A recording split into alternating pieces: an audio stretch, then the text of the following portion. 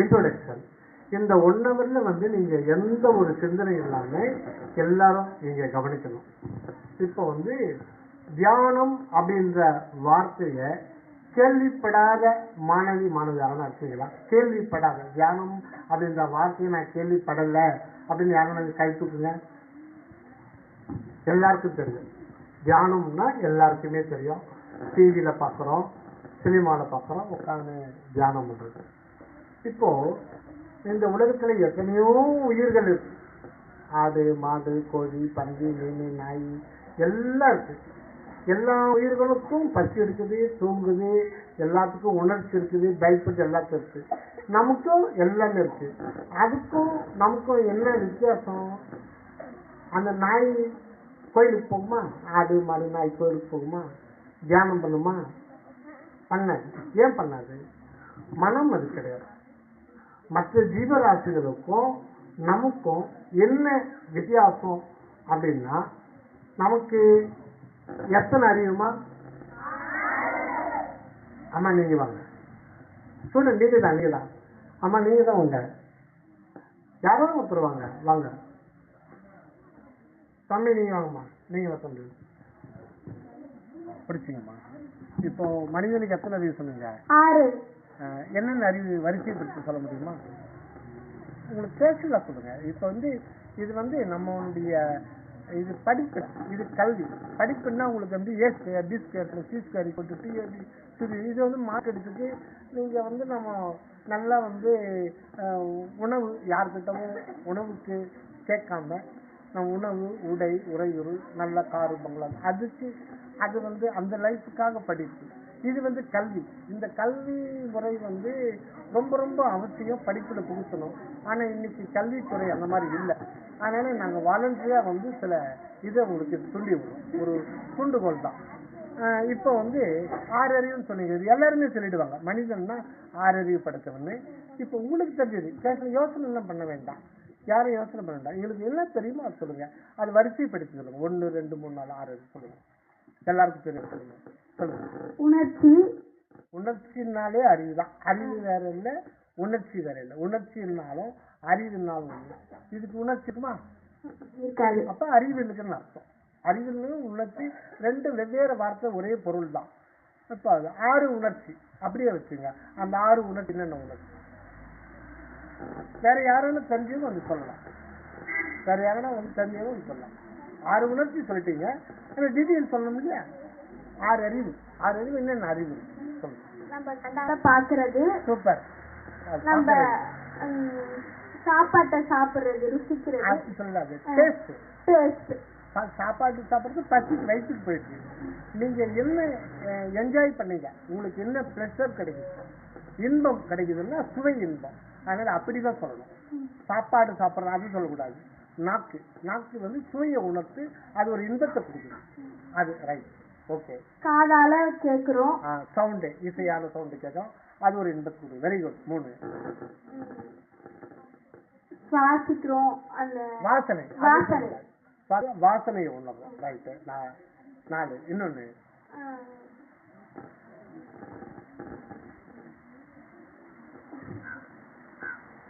பரிசம். Touch. Sense of touch. Sense of touch தொட்டா தெரிஞ்சுக்கும். இப்போ மரத்துக்கு நீங்க சொல்லி இவ்வளவு நேரம் சொன்ன அந்த 4 அறிவும் இந்த ஜீவனுக்கு கிடையாது. ஆனா உயிர் இருக்கு, நம்மள மாதிரி உயிர் இருக்கு. ஆனா உணர்ச்சி அதுக்கு ஒன்னே ஒன்றுதான். தொட்டா அது தெரிஞ்சுக்கும். அதுக்கு மேல வேற எதுவுமே அதுக்கு தெரியாது. அது தொட்டா தெரிஞ்சிக்கும். அப்படி நமக்கு எப்படி தெரியும்? அதுக்கும் கடவுள் ஒண்ணு கொடுத்திருக்காரு. அதுக்கு கடவுள் ஒரு செடியை கொடுத்திருக்காரு. அந்த செடிக்கு பேர் என்ன பார்க்கலாம்? தொட்டா. Super super super. இப்ப அந்த செடியை இறைவன் படைக்கலைன்னா இந்த மரம் செடிகளும் நம்ம தொட்டா தெரிஞ்சிக்கும். அதுக்கெல்லாம் கூட உணர்ச்சி இருக்குன்னு நமக்கு தெரியாது. இறைவன் பாரு எல்லாத்துக்கும் அனுகூலமா ஈஸியா மனிதன் புரிஞ்சுக்கிறதுக்காக தொட்டா சொல்லிங்க. அப்படி தொட்டா அது இலைய முடியும். அது பிடிக்காது, அவள்தான். அது நோகலாம் நோகாது. அதனுடைய சுபாவம் அது தொட்டா அது பிடிக்காது. இந்த தம்பி இருக்கான், அவன் சும்மா இப்படி பண்றான்னா அவனுக்கு பிடிக்காது. அவன் ஒன்றும் பண்ணல, அவன் ஊசியத்தை கொடுக்குறான் சும்மா. சில பேருக்கு சில விஷயங்கள் பிடிக்காது. இப்போ ரைட் 5 அறிவு. இப்ப மற்ற ஜீவராசிகளுக்கும் மனிதனுக்கு 6 அறிவு. 6 அறிவு என்னது? 6 நம்ம மனசை ஒருநிலைப்படுத்துறதா? அது தியானம். அது தியானம். 6வது அறிவு சொல்லுங்க. 6வது அதே சிந்திக்கிறது. Very good. சிந்தித்தல். இந்த சிந்தித்தல் எந்த ஒரு ஜீவராசிக்கும் கிடையாது. எந்த ஒரு ஜீவராசிக்கும் சிந்திக்கும், குறிப்பிட்ட அளவுதான் சிந்திக்கும். இப்போ நான் தெருவில் போறேன்னு வச்சுட்டா, எங்க தெருவில் போனா இருக்கிற நாய் பழக்கம் கடிக்காது. பக்கத்து தெருக்கு போனா புதுசா இருக்கும் நாய் குறைக்கும். அதனுடைய சுபாவம். அதனுடைய சுபாவம். அப்போ சும்மா குறைச்சிருந்து விட்டுட்டோம்னா அது கடிக்கும். அது கடிக்கு வரும்போது நாம் என்ன பண்ணோம்? ஒரு கல் எடுப்போம். கல் எடுத்தோம்னா அது என்ன பண்ணும்? அடிக்க போறாங்கன்னு சொல்றோம். அப்போ அது மனது நினைக்குதான்னா மனம் நினைக்கல. அது சுபாவம். அது இயற்கையா கடவுள் நம்ம அடிக்க போறோம் அப்படின்னு அது புரிஞ்சுக்கும். ஆனா மனம் செயல்படாது. நம்ம வர்றான், வேண்டாம் எதுக்கோ வர்றான் உலகம் பண்ணுறதுக்கு நம்ம நினைப்போம். ஆனா அது நினைக்காது. அந்த செகண்ட்ல அது புரிஞ்சு எப்படின்னா ஏற்கனவே அது அடிபட்டு போயாவது. அதனால நம்ம கல்லை தூக்கணும் என்ன புரிஞ்சுட்டோம். அவ்வளவுதான். அதுக்கு மேல அதுக்கு தெரியாது. ஆனா மனிதன் எல்லாத்தையும் சிந்திக்கலாம், சகலத்தையும். இங்க இருக்கிற செவ்வாய் கோழி எப்படி இருக்குது, அங்க மனிதன் இருக்கிறாங்களா, அங்க நீர் இருக்குதா, அங்க காற்று இருக்கா, அதெல்லாம் ஆராய்ச்சி பண்றாங்க இல்லையா? அது பரிணாமம். ஆரம்பத்துல எல்லாம் கிடையாது. ஆதி மனிதன் இருக்கும் பொழுது அதெல்லாம் அவனுக்கு தெரியல. ஆதி மனிதன்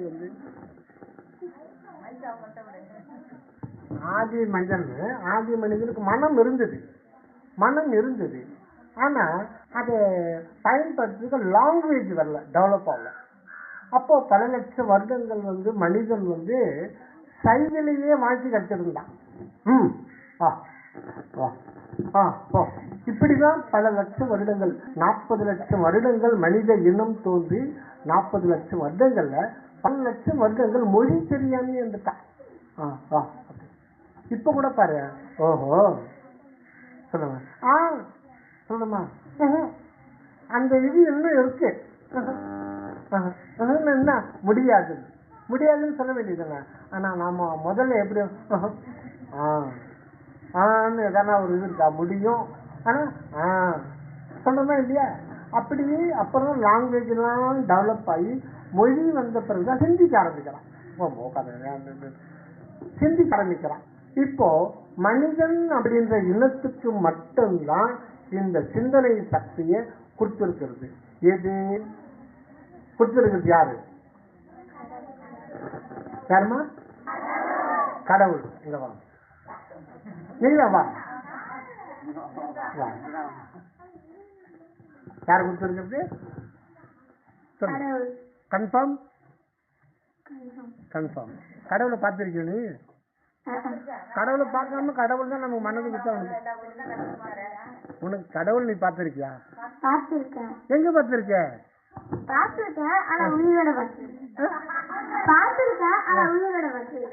உயிரோட பார்த்தது இல்லையா? பார்த்திருக்க, உயிரோட பார்த்தது இல்ல. அப்ப கோயில்ல கல்ல பார்த்திருக்க. கோயில்ல கல்ல பார்த்திருக்க. அதான் சொல்ற. நீ வேற மாற்றி சொல்ற, சென்டென்ஸ் மாற்றி சொல்ற. Right, super. இப்போ கடவுள்ன்ற வார்த்தை வச்சிரு. கடவுள்ன்ற வார்த்தை வச்சு இயற்கை இல்லையா? இயற்கைன்னு ஒரு சக்தி. இயற்கைக்கு ஒரு சக்தி. அந்த இயற்கை தான் கடவுள்னா அது இயற்கை தான். இயற்கைன்னா செடி கொடி மரம் மலை அது இல்லை. அப்படி இருக்க கூடாது. இயற்கைன்னா என்றும் உள்ள ஒரு சக்தி பேர் இயற்கை. ஆனா நம்ம அதை பார்க்க முடியாது. அந்த இயற்கையை பார்க்க முடியாது. எல்லாமே அதனுடைய கண்ட்ரோல்ல தான். எவ்ரிதிங் அது கண்காணிப்பு எல்லாம் நடந்துக்கமா. எல்லாம் கொஞ்ச நேரம் கண்கிறது. இப்போ ஒரு ஷாப்பிங் மால்ல எல்லா பொருளும் கிடைக்கும். அதெல்லாம் இப்போ நிறைய பேர் கொஞ்சம் இப்படி அப்படி இருப்பாங்க. சில பேர் அதெல்லாம் அப்படி பார்த்து போட்டு வந்துடும். இப்போ அதுக்கு ஒரு கண்காணிப்பு கேமரா வச்சிருக்கோம். நீ ஒன்றும் பண்ண முடியாது. நீ என்ன பண்ணாலும் அது அங்கே பதிவாயிடும். ஆனா கண்காணிப்பு கேமராவுக்கு அறிவு இருக்கா? அந்த கண்காணிப்பு கேமராவுக்கு அறிவு இருக்கா? அறிவு இருக்கா? அது பதிவு பண்ணிட்டு அவன் உட்காந்து பார்த்துன்னு இருப்பான். அவனுக்கு அறிவு அவன் கூப்பிடுவான். அதே மாதிரி ஒரு கண்காணிப்பு கேமரா நமக்குள்ள இருக்கு, எல்லா இடத்துலயும் இருக்கு அந்த கண்காணிப்பு கேமரா. ஆனா அது ஒரே கேமரா தான், நிறைய கேமரா கிடையாது. ஒரு ஷாப்பிங் மால்ல 10-15 கேமரா வச்சிருப்பாங்க, ஆனா அது அறிவு கிடையாது. இந்த கண்காணிப்பு கேமராவுக்கு பேர் தான் கடவுள். அது எல்லாத்தையும் கண்காணிச்சிருக்கு. அது ஒரே ஒரு கேமரா தான். ஒரு உதாரணத்துக்காக சொல்றேன், கேமரானே கேமரா நினைச்சுக்காத.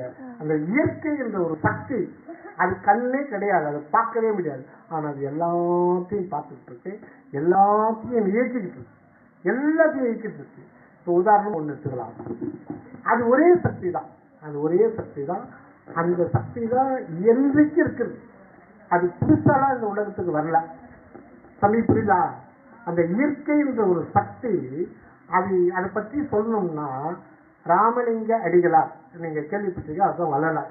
அந்த இயக்கத்துல தான் வர்றோம். அவருடைய இருந்தது வடலூர்ல பிறந்தார். ராமலிங்க சுவாமிகள், ராமலிங்க அடிகளார். அவருக்கு சிறப்பு பெயர் திரு அருட்பிரகார வள்ளலார். சொல்லுங்க, சுருக்கமா வள்ளலார். இவர் வந்ததுடைய தோற்றம் என்னன்னா, இறைவனையே இவர் அனுப்புறார். என்னத்துக்கு அனுப்புறாருன்னா, இந்த உலகத்துல எத்தனையோ ஜாதி, எத்தனையோ சமயம், எத்தனையோ மதம், எத்தனையோ மார்க்கம், இதையெல்லாம் என்ன பண்ணிச்சு மனித சமுதாயத்தைன்னா வெட்டி வெட்டி வெட்டி வெட்டி வெட்டி வெட்டி கூறு போட்டு நமக்குள்ள ஒரே சமுதாயத்தை கூறு போட்டு, நீ முஸ்லிம், நீ வேற, உன் கடவுள் வேற, நீ கிறிஸ்டினா நீ வேற, என் கடவுள் வேற, என் கடவுள் தான் ஒஸ்தி, உன் கடவுளே மட்டம், உன் கடவுளுக்கு அந்த சக்தி கிடையாது. இப்போ இருந்து என் கடவுள் தான் ஒஸ்தி, என் கோயிலுக்கு போனீங்கன்னா நிறைய கடவுள் இருக்கிறான். இப்படிலாம் பேதங்களை கற்றுட்டு மனித இனத்தை கூறு போட்டு வெவ்வேறு பிரிவா பிரிச்சுட்டு தான் இந்த மதங்களும் சமயங்களும் நமக்கு செஞ்ச தொண்டு. அது சரியா? இதை அழிக்க வந்தவர்கள் வரலாம். கடவுள் ஒரே ஒரு கடவுள், அந்த கடவுளுக்கு பேரு அன்பு. சொல்லுங்க, அன்பு. அந்த அன்புன்றதுன்னா சாதாரண அன்பு இல்லை, அது கோடி கோடி கோடி கோடி தாய் அன்பு ஒண்ணு சேர்ந்தாலும் அந்த அன்புக்கு ஈடு இணையே இருக்காது. இப்போ உங்க அம்மா நீ பிறந்ததுல இருந்து எவ்வளவு அன்பு செலுத்துறாங்க. உனக்கு ஒவ்வொரு வேலையும் காலையில வரும்போது எவ்வளவு பேக் பண்ண, உனக்கு சின்ன ஜுரம் ஆச்சு எக்ஸாம் டைம்ல, உடனே உங்க அப்பா என்ன பண்றாரு, வண்டி எடுத்துன்னு பொறுப்பா போய் டாக்டர் கிட்ட பார்த்துட்டு போறாங்க. அம்மா உனக்கு தேவையானதெல்லாம் இந்த மாதிரி ஒவ்வொரு இதுலையும் உன்னை பாக்குறாங்க. எது வரையில கடைசி வரையில அவங்க இருக்காங்க. இந்த மாதிரி கோடி கோடி அம்மா அப்பா சேர்ந்தாலுமே ஆண்டவருடைய அன்புக்கு ஈடு இணையே கிடையாது. இப்போ உங்க அம்மா எவ்வளவு அன்பு செஞ்சுறாங்க, அந்த அன்பு எம்மாத்திரம். எம்மாத்திரம்னா சமுத்திரத்துல ஒரு டிராப் மாதிரி தான். சமுத்திரம் எவ்வளவு பெருசு, அந்த சமுத்திரத்துல ஒரு டிராப் எவ்வளவு, அந்த அளவுக்கு தான் உங்க அம்மா செலுத்துற அன்பு. ஆனா உங்க அம்மா செலுத்துற அன்பு மிகப்பெரிய அன்பு, அது ஈடு இணையே கிடையாது. ஆனாலும் கடவுள் அன்புல கம்பேர் பண்ணும்போது அது ஒரு டிராப் தான். கடவுள் அன்பு சமுத்திரம், மகா சமுத்திரம். அதனால அது பேர் அகண்டம் பேர். அகண்ட அன்பு, எல்லையற்ற கருணை உடையவருக்கு பேர் தான் அந்த இயற்கை உண்மை என்கின்ற கடவுள். அந்த கடவுள் அற்புதம் ஜோதியா இருக்க, கற்பனை எல்லாம் பண்ண வேண்டாம் அப்படின்னு சொல்ல. அதே மாதிரி வரலாறு கொண்டு வந்தது, கடவுளை வெளியில தேடாதீங்க. எல்லா இடத்துலயும் இருக்க கடவுள் இல்லாத புகழ்மா, கடவுள் இல்லாத இடம் எங்கேயுமே கிடையாது. எல்லாம் கேட்டுங்க, கடவுள் இல்லாத இடம் எங்கேயுமே கிடையாது.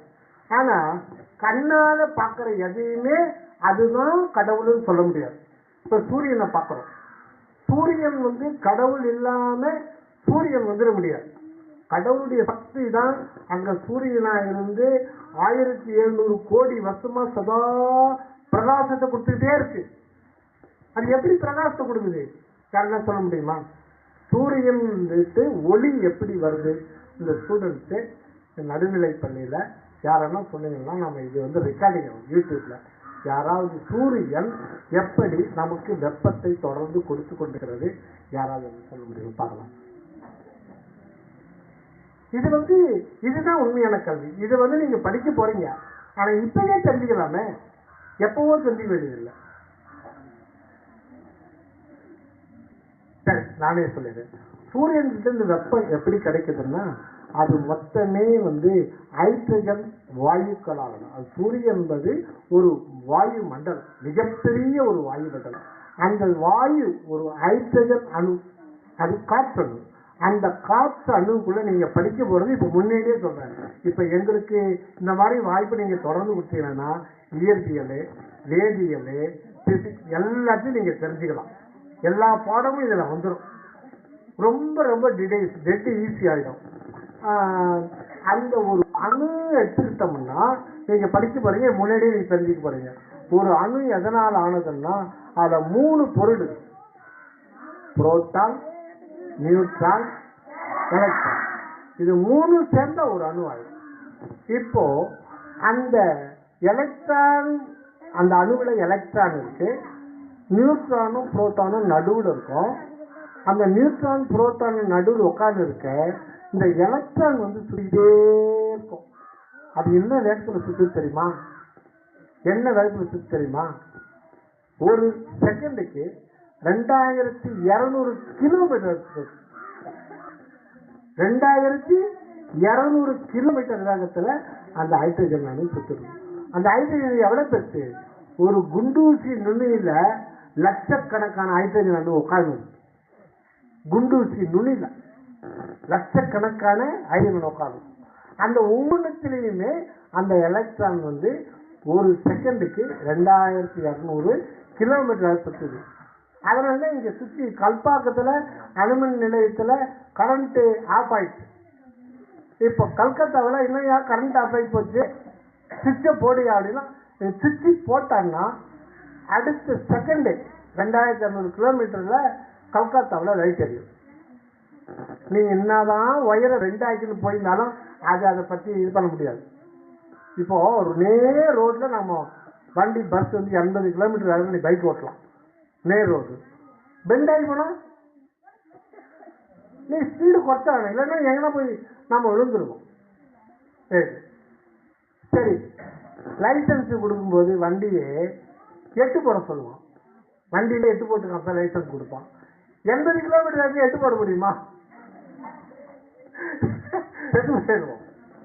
ஆனா நீ வந்து கல்பாவிலிருந்து கல்கத்தாவுக்கு நீ ஒயரை என்னதான் பெண்டு பண்ணி கொண்டு போனாலும் அந்த ஸ்பீட்லேயே தான் போக வேண்டும். அதுதான் கடவுளுடைய ஆசை. அது காரணம் அந்த சுத்திட்டு இருக்கு. அது வந்து அப்படி அப்படியே போயிட்டே இருக்கும். ஃப்ரீ எலக்ட்ரான்ஸ் மூவ் ஆகிட்டே இருக்கும். அதுக்கு வந்து இப்படி அப்படிலாம் கணக்கு கிடையாது. அது பாடு அது போயிட்டு இருக்கும். இந்த செயலை செய்யறது எது? இயற்கை. எத்தனை கோடி வருஷமா செய்யுது? 17,000 கோடி வருஷம் செஞ்சுக்கிட்டு தான் இருக்கு.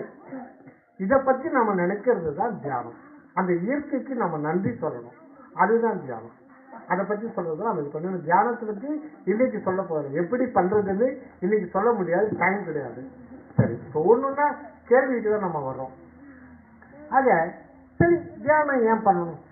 தியானம் பண்ணலன்னா என்ன அப்படி கேட்கலாம் இல்லையா? தியானம் பண்ணலன்னா என்ன?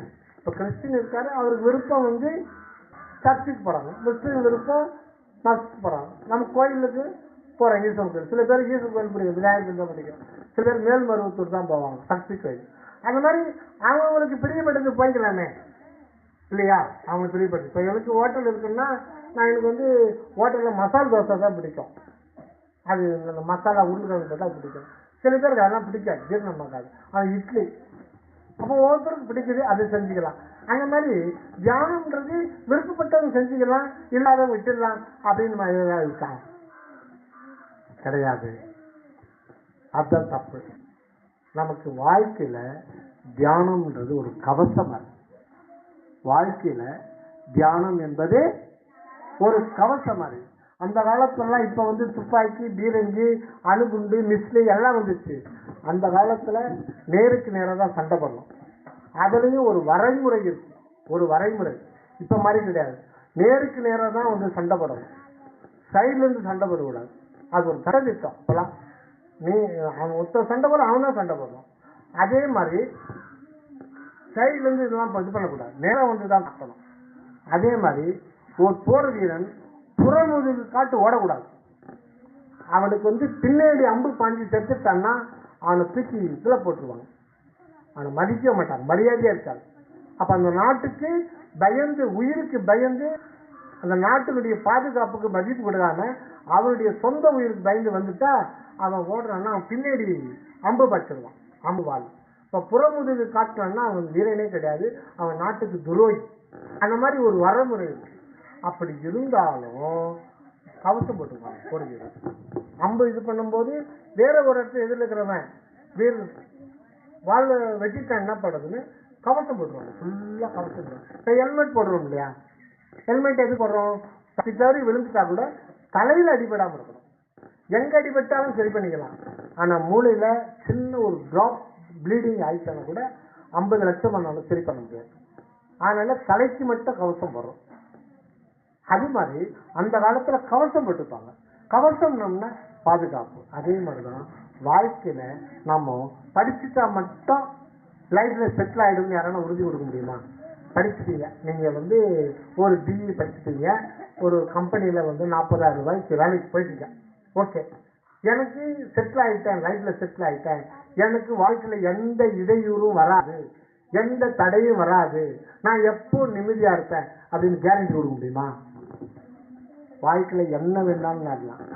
போயிட்டே இருக்கும்போது லாரி மோதலாம், இல்ல வீட்டுல பிரச்சனை வரலாம், அப்பா அம்மாவுக்கு சண்டை வரலாம், கணவன் மனைவி சண்டை வரலாம், இல்ல குழந்தை நாம் பெற்ற குழந்தைக்கு தீராத வியாதி வந்துடலாம், இல்ல நமக்கு ஆக்சிடென்ட் ஆயிடலாம். ஆக படிச்சதுனால லைஃப்ல செட்டில் ஆயிடும் சொல்லிட்டு நாம நினைக்கவே முடியாது. நம்ம மாசம் 31ஆம் தேதி கவர்மெண்ட்ல நான் பிஇ படிச்சிருக்கேன், கவர்மெண்ட் வேலை கிடைச்சிச்சு, எனக்கு 80,000 சம்பளம் கொடுத்துச்சு, நான் லைஃப்ல செட்டில் ஆயிட்டேன், ஒன்னும் எவனும் பண்ண முடியாது நினைக்க முடியுமா? நினைக்க முடியாது. அதனால லைஃப்ல நமக்கு பாதுகாப்பு என்னன்னா கடவுளை, இயற்கையை குறித்த ஒரு சிந்தனை, இயற்கையை குறித்த ஒரு சிந்தனை. அந்த இயற்கை அகண்ட அன்பும் எல்லையற்ற கருணையும் உடையதுதான் அந்த இயற்கை. அததான் கடவுள், தெய்வம். அதை விட ஒரே ஒரு சொல் அன்பு. அன்பு என்ற ஒன்றுதான் கடவுளாக இருக்கிறது. அதனால அந்த அன்பு எந்த மதத்தையும் சார்ந்தது அல்ல. அது கிறிஸ்டியன் கிடையாது அந்த அன்பு, அந்த அன்பு முஸ்லீம் கிடையாது, அந்த அன்பு சீக்கியர் கிடையாது, அந்த அன்பு புத்தர் கிடையாது. நீ வச்சுக்கிட்ட அது ஒன்றும் பண்ண முடியாது. அன்பு என்பது பொதுவானது, அது யூனிவர்சால், அந்த ஃபுல்லா நிறைஞ்சி இருக்கிறது. அந்த அது இல்லாத இடமே கிடையாது. அந்த அன்பை நினைக்கலன்னா நமக்கு பாதுகாப்பு இல்லை வாழ்க்கைக்கு. இன்னும் அடுத்தடுத்து சொல்ல வேண்டியிருக்கு. இன்னும் ஒரு 1/2 hour 3/4 மணி நேரத்தில் முடிச்சிடலாம் சார். 4 மணிக்கு முடிச்சிடலாங்களா? 4 மணிக்கு முடிச்சிடலாம். சரி, இது அறிமுக வகுப்பு தான். அடுத்தது அம்மையார் எப்போ நமக்கு அனுமதி வராங்களோ அப்போ நாங்கள் வரோம். எப்போ நாங்கள் வரதுக்கு தயாராக இருக்கோம். இப்போ இந்த அன்பினுடைய செயலை பற்றி நம்ம சொல்ல போகிறோம். அன்பினுடைய செயலை பற்றி நம்ம பார்க்கலாம். தம்பி பேசக்கூடாது, இன்னும் ஒரு 1/2 மணி நேரம் தான் அன்பு பற்றி சொல்லணும்.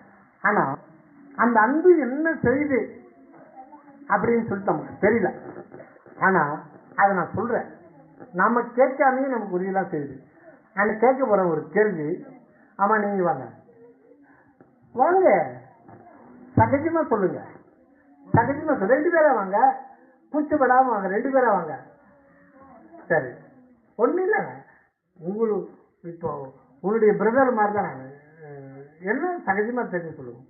ஆனா நீங்க என்ன படிக்கிறீங்க? 8வது. சரி, தெரியாதுன்னு மட்டும் சொல்லக்கூடாது,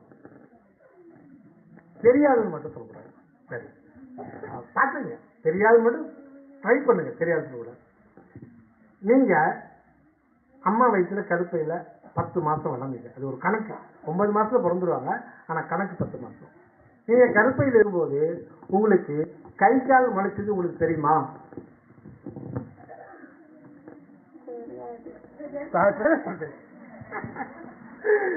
இப்பதான் சொல்லக்கூடாது. சரி, நீங்க போங்க. ஆமா நீங்க வாமா, நீங்க வாங்க. இப்போ இது என்னது? இல்ல மொத்தத்துக்கு இது என்னது? நான் மொத்தத்துக்கு கேக்குறேன். உடம்பு. இந்த உடம்புக்குள்ள என்னென்ன இருக்கு அப்படின்னா, இதுக்கு உடம்புக்குள்ள என்னென்ன இருக்கு, வேற என்னென்ன இருக்கு அப்படின்னு சொல்லுங்க. இந்த உடம்புக்குள்ள இது கல்வி, இதுதான் கல்வி, படிப்பு இல்லை. இதை வந்து இது அவசியமா தெரிஞ்சுக்க வேண்டியது. இது தெரிஞ்சுக்கலன்னா நம்ம வந்து விலங்கு வாழ்க்கையில வாழறோம்னு அர்த்தம். இதெல்லாம் கல்வித்துறை இப்போ சொல்ல வரல. அதனால இப்போ இந்த உடம்பு நம்ம பார்க்கறோம், கண்ணுக்கு தெரிஞ்சு இந்த உடம்பு, இதுக்குள்ள என்னென்ன இருக்குன்றது உங்களுக்கு தெரிஞ்சு சொல்லுமா? நீங்களும்மா 2 பேரும் வாங்க, 2 பேரும் சொல்லுங்க, 2 பேரும் சொல்லுங்க. என்னென்ன உங்களுக்கு தெரிஞ்சது சொல்லுங்க. என்னென்ன இருக்கு சொல்லுங்க. கல்லீரல், இரைப்பை, சூப்பர். கல்லீரல் சூப்பர். மண்ணீரல் சூப்பர். குடல், ரைட், இதயம், வெரி குட், எலும்பு, வெரி குட், மூளை, வெரி குட், நரம்பு, சூப்பர், ரத்தம், சூப்பர், ரைட். இப்போ நீங்க அருமையான பதில் சொல்லிட்டீங்க. இப்ப நான் இன்னொரு கேள்வி கேட்கிறேன், அதுக்கு தெரியாதுன்னு மட்டும் சொல்லக்கூடாது. இரைப்பை, நுரையீரல், மூளை, கிட்னி எல்லாம் சொல்லுங்க. இதெல்லாம் நீங்க பார்த்துருக்கீங்களா? அப்ப பார்க்காம இதெல்லாம் உங்களுக்குள்ள இருக்குது எப்படி தெரியும்? புக்கில் படிச்சிருக்கீங்க, அதை மருத்துவர் கட் பண்ணி பார்க்கும்போது போட்டோ எடுத்திருக்காங்க. அது உண்மைதான். ஆனா நம்ம உடம்புக்குள்ள இருக்கிற இதயத்தை நாம பார்த்தோமா? பார்க்க முடியாது. சரி, அடுத்த கேள்வி உங்கள்கிட்ட கேட்க, நீங்க சொல்லுங்க. கடவுள் நமக்கு இதயத்தை படிச்சிருக்காங்க இல்லையா? அந்த இதயம் ஒரு நிமிஷத்துக்கு 72 முறை துடிக்குது. ஏன் கடவுள் இதயத்தை கொடுத்துருக்காரு? அது ஏன் இதை 72 முறை அவரே துடிக்க செஞ்சுட்டு இருக்காரு தெரியுமா? சரியா சொல்லுங்க. இப்போ கிட்னியோட வேலை வந்து ரத்தம். இப்போ நம்ம 1 லிட்டர் தண்ணி சாப்பிட்றோன்னு வச்சுக்கோங்க. தண்ணி சாப்பிடு, சாப்பிடுங்க, சாப்பிடுங்க.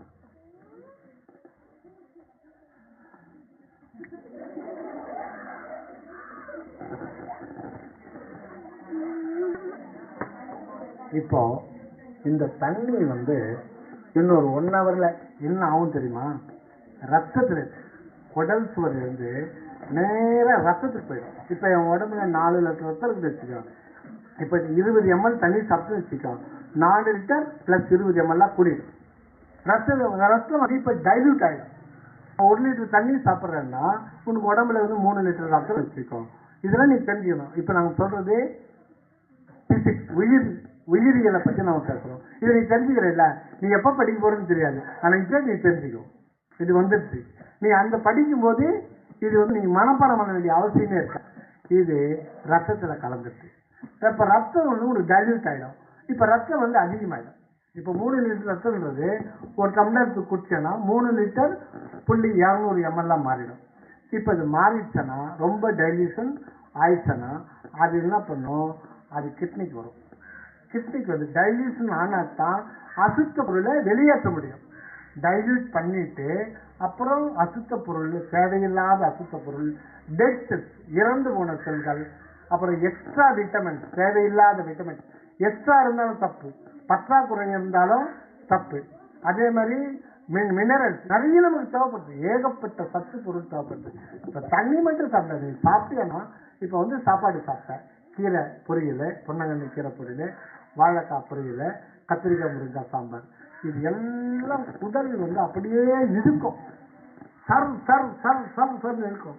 இழுத்து protein, carbohydrate, protein, carbohydrate, fats, அம்மா கேளுமா, ஃபேட்ஸ், மினரல், விட்டமின், இதெல்லாம் வந்து எல்லாத்தையும் இழுத்து ரத்தம் வச்சுக்கும். ரத்தம் வச்சுக்கிட்டு அது என்ன பண்ணும்? இப்போ எலும்புக்கு என்ன தேவைப்படும்? கால்சியம் தேவைப்படும். எலும்புக்கு கால்சியத்தை கரெக்டா கொடுத்துரும் அந்த ரத்தம். ரத்தத்துக்கு அறிவு இருக்கா? ஆனா கரெக்டா கொடுக்கும். அப்போ என்னென்ன வேணும்? இப்ப கண்ணு இருக்குன்னா கண்ணுக்கு வந்து வைட்டமின் ஈன்னு நினைக்கிறேன், எனக்கு அதிகமா வைட்டமின் இ.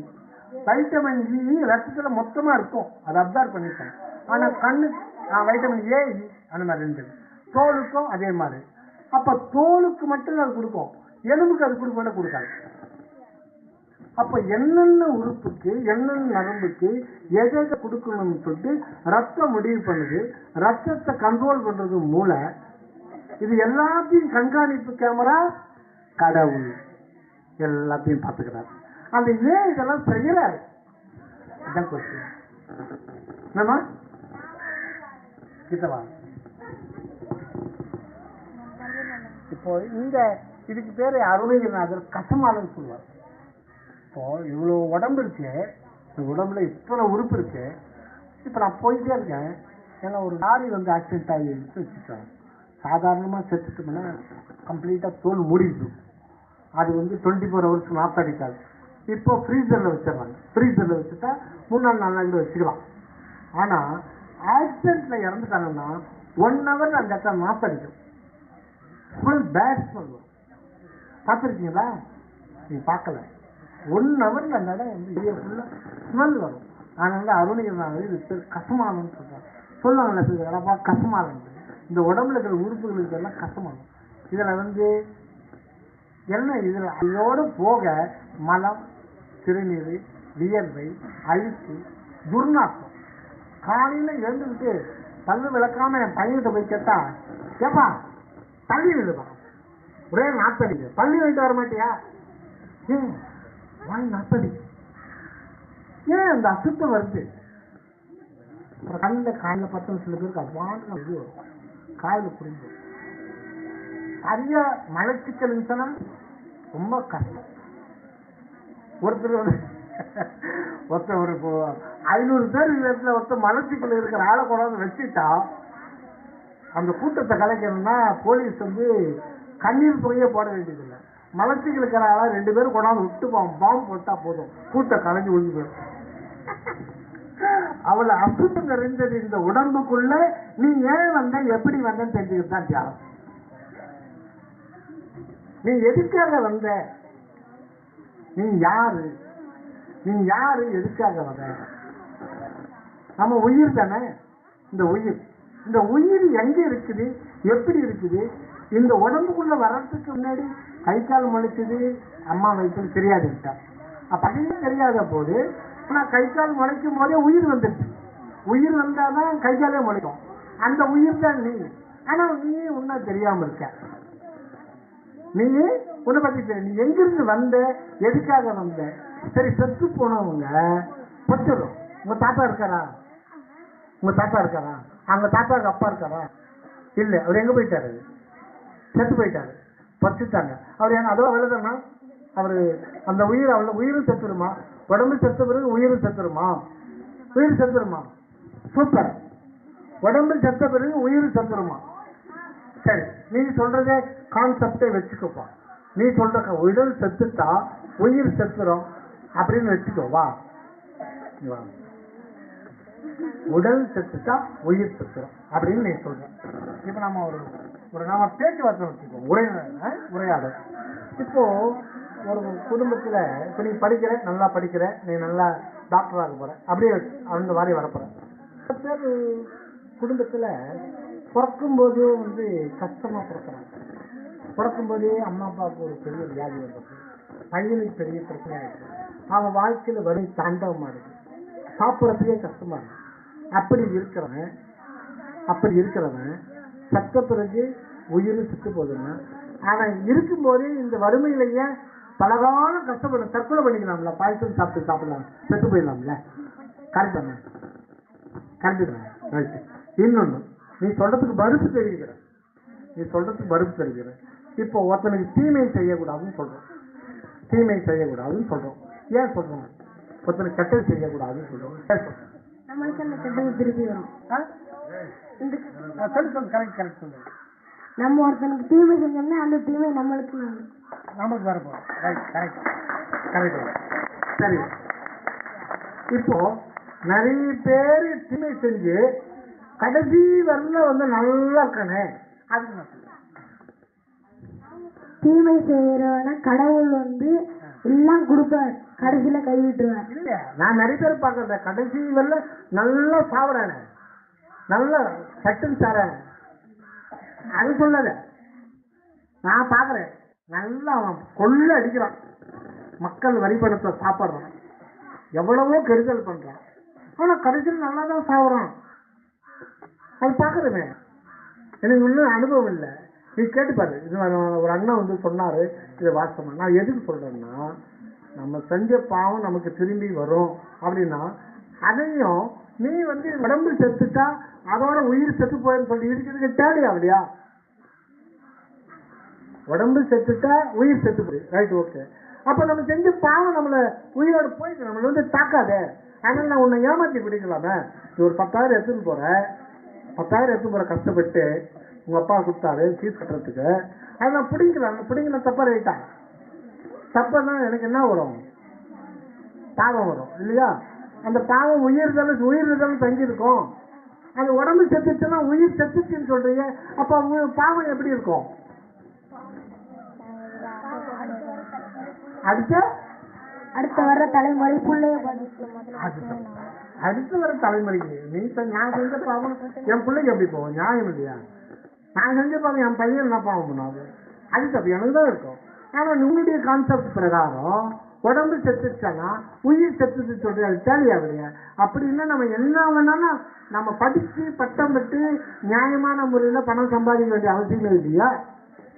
இன்னொரு வழிப்பறி வேலை பேங்க்ல வந்து நல்லா முகமுடி போட்டு ஒரு ஒரு குரோர் அடிச்சுட்டா செட்டில் ஆயிடலாமா? ஓகேவா? அப்போ இந்த தம்பி சொல்ற கான்செப்ட் தப்பு. உடம்பு இறந்தாலும் உயிர் இறக்காது. அப்படி உயிர் இறக்க முடியாது, உயிரை ஆக்கவும் முடியாது, அழிக்க முடியாது. சரி, அவரை விட வேண்டாம். இந்த உடம்பு இறந்துச்சுனாலும் இந்த அணுக்கள் வந்து அது வந்து அப்படியே பிரிஞ்சு வெட்ட வெளியிலும் மண்ணிலையும் கலக்குமே தவிர உடம்பு கூட அழியாது. இந்த உலகத்துல எந்த ஒரு பொருளும் அழியாது, பிரிஞ்சு போயிடும். ஃபர்ஸ்ட் இறந்து போன பிரிச்சு போட்டா அந்த உடம்பு அணுவா பிரிஞ்சு மினரல்ஸ் எல்லாம் மண்ணுக்குள்ள போய் அந்த காற்று பொருள்கள்லாம் வான்வெளியில காட்டும், அழியாது, அணுக்கள் அழியாது. ஆக இந்த உலகத்துல எதையுமே அழிக்க முடியாது. காரணம், நீ அழிக்க முடியாதவன், நீ அழிவில்லாதவன். சொல்லுங்க, நம்ம எல்லாரும் சொல்லுங்க. தியானத்துல நாம தெரிஞ்சுக்க போறது என்னன்னா, நான் அழிவில்லாதவன். சொல்லுங்க எல்லாம், நான் அழிவில்லாதவன். இதை தெரிஞ்சுக்கிறது தான் தியானம். நான் நிச்சயமானவன், நான் என்றும் உள்ளவன், நான் அன்பு ஒளி. இதை பத்தி தெரிஞ்சுக்க போதுதான் தியானம். இப்ப இன்னும் 1/4 மணி நேரம் இருக்கு. தியானத்தை பத்தி சுருக்கமா சொல்லிடுறேன். ஏன்னா வந்துட்டோம், அறிமுக வகுப்பு தான் இருந்தாலும் தியானத்தை பத்தி சுருக்கமா சொல்லிடுறோம். நீங்க எல்லாரும் போல உட்காரலாம். இப்போ தியானத்தினுடைய பயன் நான் முதல்ல சொல்லிடுறேன்.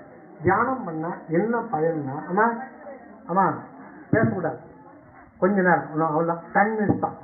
தியானம் வாழ்க்கையில கடைபிடிச்சோம்னா கோடியா நன்மை கிடைக்கும்.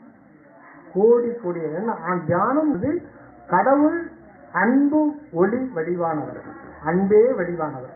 அந்த அன்பே வடிவான கடவுளை 24 மணி நேரத்துல காலையில ஒரு 10 நிமிஷம், படிக்கும்போது ஒரு 10 நிமிஷம் இதை செஞ்சோம்னா நன்மைகள் கோடியா வந்து நமக்கு வந்து உதவி செய்யும். அந்த அன்பு தான் கடவுளா இருக்காரு. வரலாறு வந்து ஒரு பாட்டு பாடுறாரு. அந்த பாட்டை மட்டும் இந்த புக்ல இருக்கு. இப்ப இந்த புக்கு எல்லாருக்கும் வந்து இந்த புத்தகம், ஆமா எல்லாருமே கேளுங்க, இந்த புத்தகம் 10 ரூபா. இந்த புத்தகம் இது எல்லாருமே நாங்க கலெக்ட் பண்ணி தான் கொடுக்குறோம். இந்த புத்தகம் ஒரு பெரிய ஒரு பொக்கிஷம். உங்க வாழ்க்கையில இது மாதிரி புத்தகம் கிடைக்காது. இதுல எல்லாமே இருக்கு. நீங்க தெரிஞ்சிக்க வேண்டிய அத்தனை இதுல இருக்கு. இத டெய்லி 2 பக்கங்கள் நீங்க படிச்சீங்கன்னா ஒரு சம்மரிய 50 முறை மனப்பாடம் பண்ணி கூட நம்ம மனதில் சில சமயம் மறந்து 2 முறை நீங்க எந்த சம்மரி வேணாலும் சரி 2 முறை ட்ரீட் போட்டுருவாங்க புக்கை. அந்த அளவுக்கு இதுல சக்திகள். நான் பொய் சொல்ல, நான் சொல்லக்கூடாது. நீங்களே தியானம் செஞ்சு ஜாஸ்தி வேணாம். காலையில எழுந்த உடனே மூஞ்ச கால கழுவிட்டு சும்மா அப்படியே உட்காந்துரு 10 நிமிஷம் நம்ம சொல்ற தியானம் பிரகாரம். இது வந்து தியானத்துல 3 ஸ்டெப் இருக்கு. உங்களுக்கு 1st ஸ்டெப் தான் நான் சொல்ல போறேன். ஃபர்ஸ்ட் ஸ்டெப் செகண்ட் ஸ்டெப் தான் சொல்ல போறேன். இந்த புத்தகத்தை தினசரி எல்லாரும் வாங்கிட்டு 2 பக்கம் மட்டும் படிங்க. தயவு செய்து கெஞ்சி கேட்டுக்கிறேன், இதை வாங்கி தயவு செய்து அப்படியே வச்சிடாதீங்க. இதுல மொத்தம் ஒரு 20 பாட்டு இருக்கு. இதுல வந்து திருவருட்பா வழிபாடுன்றது 20 பாட்டு இருக்கு. டெய்லி ஒரு பாட்டு, சாயந்தர நேரத்துல ஒரே ஒரு பாட்டு ராகமா கடவுளை நினைச்சு பாடுங்க. அப்படி பாடும்போது இந்த புருவ மத்தியில ஒரு ஒளி ஜோதி வடிவில் கடவுள் நினைச்சுக்கிட்டு நீங்க பாடினாலும் சரி, கண்ண மூடியும் தியானம் பண்ணாலும் சரி, நீங்க ஒரு ஒளி இருக்கிறதா நினைச்சுக்கிட்டு ஒரு மந்திரம் சொல்றது. அந்த மந்திரத்தை நீங்க ஒருமுறை உங்களுடைய திருவாயால சொல்லுங்க. இந்த மந்திரம் உங்களுக்கு எப்ப உங்களுக்கு உதவி, எந்த உதவி தேவைப்பட்டாலும் இந்த மந்திரத்தை சொல்லுங்கள். சத்தியமா கடவுள், அந்த அன்பு கடவுள் உதவி செய்வார். ஏன், நீங்க ஒரு எக்ஸாம் எழுதுறீங்க, எக்ஸாம் எழுதும் போது ஒரு 15 மார்க் கொஸ்டினுக்கு படிச்சீங்க, ஞாபகம் வரல, உடனே இந்த மந்திரத்தை சொல்லி ஜஸ்ட் ஒரு 1 மினிட் வெயிட் பண்ணுங்க, கண்டிப்பா ஞாபகம் வரும். இது சத்தியம், இது சத்தியம். அந்த மந்திரத்தை சொல்றேன். அந்த மந்திரம் இதுலயே இருக்கு, இருந்தாலும் நான் சொல்றத ஒரு முறை ரிவீட் பண்ணுங்க. அருட்பெருஞ்சோதி அருட்பெருஞ்சோதி தனிப்பெரும் கருணை அருட்பெருஞ்சோதி. இந்த மந்திரம் கிறிஸ்டியன் சொல்லலாம், முஸ்லீம் சொல்லலாம், இந்து சொல்லலாம், சீக்கியர் சொல்லலாம், புத்த மதத்தில் யாரு என்னாலும் இந்த மந்திரம் சொல்லலாம். எந்த நேரத்துல எந்த உதவி, எந்த ஆபத்து என்னாலும் இந்த மந்திரம் உதவி செய்யும். இப்போ அன்புதான் கடவுள். அவர் ஒரு ஒளியாக நமக்கு மண்டைக்குள்ள இருக்கிறார். அது வந்து இதுலயே இருக்கு. இந்த ஒரு படத்துல இருக்கணும், இந்த புக்ல ஒரு படத்துல தலை படம் போட்டிருக்கோம், அதுக்கு நடுவுல தான் அந்த அன்பு ஒளியாக கடவுள் இருக்கிறாரு. இதுல ஒரு பாட்டு மட்டும் நான் பாடி காமிக்கிறேன். இந்த பாட்டை டெய்லி பாடுங்க, டெய்லி பாடி. 21 பாடல் இருக்கு. இந்த பாட்டு மட்டும் டெய்லி ஒரு முறை படிங்க. அதை நான் சொல்றேன். அந்த பாட்டு பாடலாமா? அற்புதமான பாடல். அன்பெனும் பிடியுள் அகப்படு மலையே, அன்பெனும் பிடியுள் அகப்படு மலையே, அன்பெனும் குடில் புகும் அரசே, அன்பெனும் பிடியுள் அகப்படு மலையே, அன்பெனும் குடில் புகும் அரசே, அன்பெனும் வலைக்குள் படு பரம்பொருளே, அன்பெனும் கரதமர் அமுதே, அன்பெனும் கடத்துள் அடங்கிடும் கடலே, அன்பெனும் கடத்துள் அடங்கிடும் கடலே, அன்பெனும் உயிர் உயிர் அறிவே. அன்பு என்னும் உயிர். நம்ம உயிர் எதனால் ஆனதுன்னா கடவுளுடைய அன்பு வடிவத்தினால் ஆனது நம்ம உயிர். அன்பெனும் அணுவன் அமைந்த பேரொழியே, அன்புருவாம் பரசிவமே. இந்த பாடல் முதல் வரி அன்பெனும் பிடியுள் அகப்படு மலையே. அந்த அன்பு அப்படின்றது தான் மிக மிக முக்கியமானது. இந்த பாடல் மூலம் நம்ம தெரிஞ்சுக்கிறது என்னன்னா, அன்பு செய்யணும், நம்ம வாழ்க்கையில் அன்பு செய்யணும். அன்பு கருணை, இது 2 தான் கடவுள். அதனால எந்த உயிர்க்கும் நாம தீமை செய்யக்கூடாது. அதுதான் ரொம்ப முக்கியம்.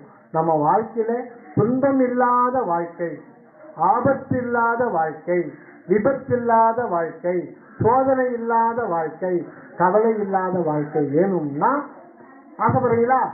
யார் ஆசைப்படுறது? எல்லாரும் ஆசைப்படுறோம். அதுக்கு ஒன்னே ஒன்று நாம செய்யறது, எந்த உயிருக்கும் சிறு துன்பமும் நாம செய்யக்கூடாது. எந்த உயிரை பார்த்தாலும் கடவுளாதான் பார்க்கணும். அதுதான் உண்மையான கோயில். எல்லா உயிரும் உண்மையான கோயில். அதனால எந்த உயிருக்கும் நாம் தீமை செய்யக்கூடாது. அதை மனசுல வச்சுங்க. எல்லா உயிர்களும் இன்புற்று வாழ்க அப்படின்னு மனதார நம்ம வாழ்த்தோம். ஆடு, மாடு, கோழி, பன்றி, மீன் எல்லாத்துக்குள்ள கடவுள் இருக்கார். அதுதான் ரொம்ப முக்கியம். அதனால மனசுல பதிவு வச்சுங்க. நீங்க ஆடை பார்த்தாங்க, கடவுள் அன்பு என்கின்ற கடவுள் தான் அந்த ஆட்டுக்குள்ள இருக்காரு. கோழி பார்க்குறீங்களா, அந்த கோழிக்குள்ள அன்பு என்ற ஒளி தான் இருக்கு. எல்லாத்துக்குள்ளவும் அன்பு ஒளி தான் இருக்கு. அதுவும் இந்த உலகத்துல ஒரு எக்ஸ்பீரியன்ஸ் கிரகிச்சிட்டு இருக்கு. இப்போ நீங்க காலையில பண்ற தியானம் 5 மணிக்கு எழுந்துங்க. எப்பவுமே படிக்கிற ஸ்டூடெண்ட்டு சூரிய உதயமான பிறகு எழுந்துட்டுனா பிரயோஜனம் இல்லை. விடைகால 4 மணிலிருந்து 6 மணி வரையில ஒரு அமுதம் காத்துக்குது. அந்த நேரத்தில் உங்களுக்கு இயற்கையாகவே மனம் ஓர்மைப்படும், கான்சன்ட்ரேஷன் இருக்கும். அதனால சீக்கிரம் கூட படுத்துங்க. நீங்க 11 மணி வரை விழிச்சுக்க வேண்டியதில்லை. எக்ஸாம் டைம்ல கூட 10 வரையில படிச்சுட்டு விடிகால 4 மணிக்கு எழுந்து பாருங்க, மனசுல அப்படியே பதிஞ்சிடும். ஏன்னா நம்ம ஆழ்ந்த தூக்கத்துல போயிட்டு வருகின்ற போது மனம் இயற்கையாகவே அமைதியா இருக்கும். அந்த நேரத்தில் நீங்க ஒரு 10 நிமிஷம் மட்டும் தியானம் பண்ணிட்டு நீங்க படிக்க ஆரம்பிச்சீங்கன்னா நல்லா கிரகிக்க முடியும். அது மறக்கவே மறக்காது.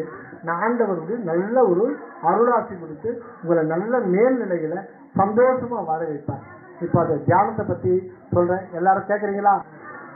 5 மணிக்கு எல்லாமே 5 மணிக்கு எழுதிட்டீங்கன்னு நம்புற ஸ்டூடெண்ட்ஸ் எல்லாம் எழுதிட்டீங்க. 5 மணிக்கு எழுந்த உடனே சும்மா ஃபேஸ் மட்டும் கழிச்சு வாய் குடிச்சுட்டு உட்காந்து தீபத்தை மட்டும் பார்த்துங்க. உங்க வீட்டுல எல்லாரும் வீட்லயும் தீபம் எரியும் இல்லையா? அந்த தீபத்துல மனசு வச்சுங்க.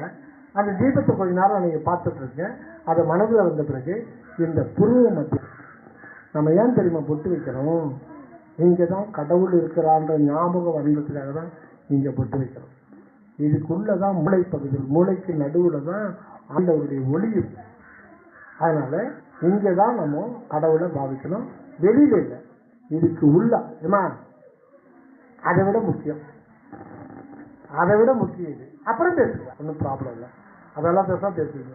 இந்த பொட்டு வைக்கிற இடத்துக்கு உள்ள நீங்க என்ன பண்ணணும்னா ஒரு குச்சி ஒன்று வச்சுங்க. தென்னங்குச்சி தான், வேற எதுவும் பொருள் வைக்கக்கூடாது.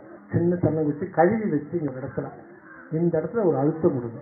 பொட்டு வைக்கிற இடத்துல ஒரு 3 முறை அழுத்தம் கொடுங்க. அழுத்தம் கொடுத்துட்டு நம்ம கண்ணை மூடிக்கிட்டு இங்க இதுக்கு உள்ள ஒரு 1.5 இன்ச்சுக்கு உள்ள ஒரு ஜோதி வடிவில் அந்த அன்பு ஒளி இருக்கட்டா நினைச்சுக்கிட்டு அற்பெருஞ்சோதி அற்பெருஞ்சோதி தனிப்பெரும் கருணை அற்பெருஞ்சோதி இந்த மந்திரத்தை 10 நிமிஷம் சொல்லுங்க. அதே மாதிரி நைட்டு சொல்லுங்க. நீங்க என்ன படிக்கணும்னு நினைக்கிறீங்களோ நல்ல மார்க் எடுக்கலாம், நல்ல ஒரு உத்தியோகத்தில் இருக்கலாம், நல்ல சம்பளம் கிடைக்கும், சந்தோஷமா இருக்கீங்க, எந்த துணிவும் வராது. ஒரு நாள்ல எல்லா உயிர்களும் இன்புற்று வாழ்க 3 முறை கண்டிப்பா சொல்லுங்க. எல்லா உயிர்களும் இன்புற்று வாழ்கன்னு 3 முறை ஒரு நாளைக்கு மறக்காம சொல்லிட்டு வாங்க, ரெகுலரா சொல்லிட்டு வாங்க. அதை வாழ்த்த நாம சந்தோஷமா இருப்போம். இப்போ இது ஆரம்ப கட்ட தியானத்தை நம்ம சொல்லியிருக்கோம். இப்போ ஐயா கொஞ்ச நேரம் பேசுவாரு. அதுக்கப்புறம் அடுத்தது நம்ம நடுநிலைப்பள்ளி தலைமை ஆசிரியர் அம்மாவர்களும் ஆசிரியர் பெருமக்களும் அடுத்தது நீங்க எப்ப கொடுக்குறீங்களோ அப்ப வரோம். இப்ப இந்த பகுதியில நம்மளை பார்த்துக்கிறது நம்ம வரலாறு இயக்க தலைவர் வேதாரண்யத்துக்கு ஐயா சித்த வைத்தியர், இங்கதான் படிக்கிற சித்த வைத்தியர், சித்த மருத்துவம் தெரிஞ்சுட்டு இருக்காரு. அவர் ஒரு டாக்டர். அவர் தான் இதெல்லாம் முன்னிருந்து எடுத்து நடத்தி இப்போ ஒரு 3-4 ஸ்கூலுக்கு பண்ணிட்டோம். இது மேலும் மேலும் நம்ம ஸ்கூலுக்கு போய் நாங்கள் செய்ய போறோம். அதை நீங்க உங்களுக்கு கொடுக்குற ஆதரவு இதில் நீங்க தெரிஞ்சுக்கிட்டீங்கன்னா பிசிக்ஸ் வந்துடும், கெமிஸ்ட்ரி வந்துடும், இது மற்ற எல்லாமே வந்துடும், கிராமர்லாம் வந்துடும். எல்லா பாடத்தையும் எல்லாம் நம்ம இப்பவே தெரிஞ்சுக்கலாம். ரொம்ப நன்றி. அற்புத வாய்ப்பளித்தமைக்கு தலைமை ஆசிரியர் அம்மா அவர்களுக்கும் ஆசிரியர் பெருமக்களுக்கும் நம்ம மூத்த ஆசிரியர் ஐயா அவர்களுக்கும் மிக்க நன்றியை தெரிவித்துக் கொண்டு அடுத்து நம்ம மருத்துவர் ஐயா நம்ம இப்போ நமக்கு உரையாடலாம், முடிவுரையாடலாம்.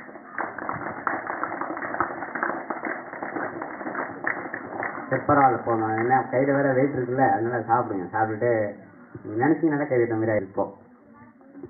சரி, இவ்வளோ நேரம் கேட்டீங்களா?